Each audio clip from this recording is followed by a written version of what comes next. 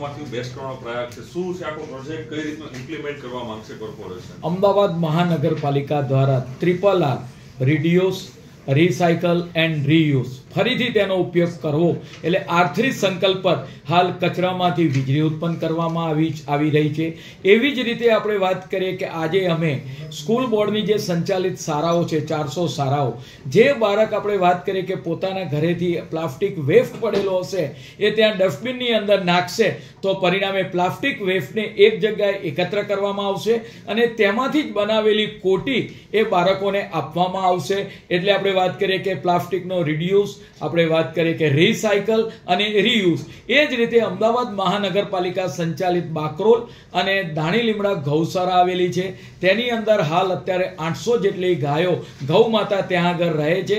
ગાયના ગોબરમાંથી આપણે વાત કરીએ એનો પણ આપણે વાત કરીએ કે ઉપયોગ રીયુઝ કઈ રીતે આપણે કરી શકાય. એમાંથી આપણે છાણા બનાવવામાં આવ્યા છે, તેમાંથી સ્ટીક પણ બનાવવામાં આવી છે અને તેમાંથી વૈદિક ખોરી કઈ રીતે થઈ શકે માર્ચ મહિનાની અંદર એ આપણે વાત કરીએ કે સ્ટીકનો તેની અંદર ઉપયોગ થાય અને તેમાંથી જે છાણા બની રહ્યા છે એ છાણાનો પણ આપણે વાત કરીએ કે સ્મશાનની અંદર ઉપયોગ થાય અને આપણે વાત કરીએ કે પરિણામે લાકડાનું જતન થાય. લાકડું આપણે વાત કરીએ કે ઓછી જરૂરિયાત ઊભી થાય, પર્યાવરણનું સંતુલન જળવાય. એટલા માટે મહાનગરપાલિકા દ્વારા જે પણ ગૌશાળા હાલમાં ચાલુ છે એમાંથી એના ગોબરમાંથી આપણે વાત કરીએ કે એમાંથી સ્ટીક અને છાણા બનાવવાનું અને એને કઈ રીતે આપણે વાત કરીએ કે આગળ લઈ જઈ શકાય, કઈ રીતે તેનો ઉપયોગ થાય એ માટેના પ્રયત્નો હાલમાં ચાલુ છે.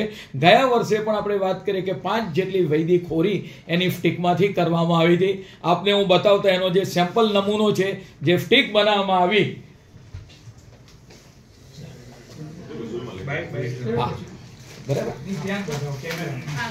ગાયના ગોબરમાંથી ગૌશાળાની અંદર આપણે વાત કરીએ કે સ્ટીક બનાવવામાં આવે છે અને આ જે ગોબર છે એનો ફરી ઉપયોગ કરવામાં આપણે વાત કરીએ કે આ સ્ટીકનો ઉપયોગ કરવામાં આવે છે. એ જ રીતે આપણે વાત કરીએ કે ગોબરમાંથી છાણા પણ બનાવવામાં આવે છે અને ઘણી રીતે આપણે વાત કરીએ કે કુદરતી રીતે પણ આપણે આ ખૂબ જ ઉપયોગી છે. કારણ કે આની જે સ્મોક ઉત્પન્ન થાય, ધુમાડો ઉત્પન્ન થાય તેનાથી મચ્છરો પણ દૂર ભાગતા હોય છે. આમ આપણે વાત કરીએ કે એને રિસાયકલ કરી અને ફરી આપણે રીયુઝ કરી શકીએ છીએ.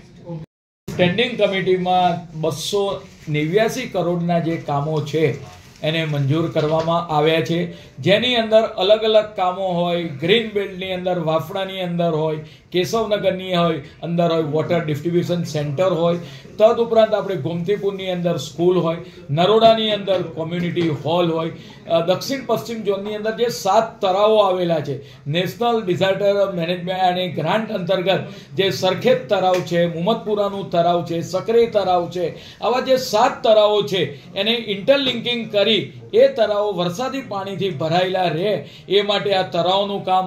જોધપુરની અંદર એક અદ્યતન લાઇબ્રેરી બનાવવામાં આવશે. આમ વોટર ડિસ્ટ્રીબ્યુશન હોય, પાણીના નેટવર્કના કામો હોય, ભૂગર્ભ ટાંકી હોય, ઓવરહેડ ટાંકી હોય, નિકોલની અંદર જે સમસ્યા હતી મધુમલતી આવાસની અંદર પાણી ભરાઈ જતા હતા વરસાદીના, એ પાણીને રાઇઝિંગ કરી દયાવાન તળાવની અંદર લઈ જવામાં આવે. આમ અનેક જે વોટર લોગિંગ સ્પોટ છે એકતાનગરની અંદર, આવા જે વિકાસના કામો છે મહાનગરપાલિકા દ્વારા આજની સ્ટેન્ડિંગ કમિટીની અંદર આ તમામ જે કામો છે 51 કામોને 289 કરોડના કામોને મંજૂરી આપવામાં આવી છે.